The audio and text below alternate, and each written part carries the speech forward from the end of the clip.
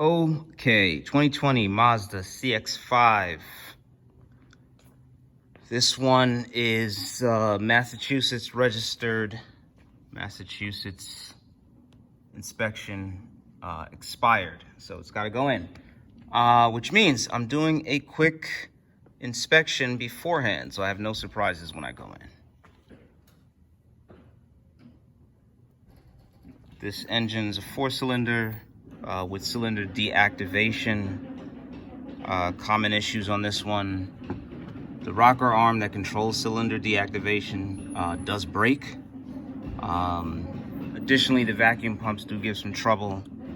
Outside of that, seems to be a fairly reliable engine. This one, oil level's good, oil color is good. Coolant level, I don't know if you can see it, not so good. So that's gonna get topped off. The belt on a visual inspection, let's see if we can get in there.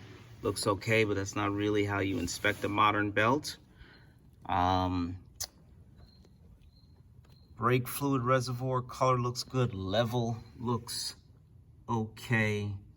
Ground wires on the passenger shock tower as well as driver's side shock tower look okay. Battery visual inspection looks good. State of charge was good. Cowl is not too clogged up, but that's going to get cleaned out. Obviously, that has nothing to do with the Massachusetts inspection, just simply good practice, so you don't end up with water in the cabin when the cowl is blocked. Windshield wipers, driver's side's good, passenger side is basura. So that's getting changed. Those have the Denso, the top lock, the V-lock, I think it's called, like you see on some Range Rovers, some Subarus, some other models. But it's a part you can easily get off the shelf. But the underhood inspection checks out. I'm gonna change the oil anyway, because I've got the splash shield off.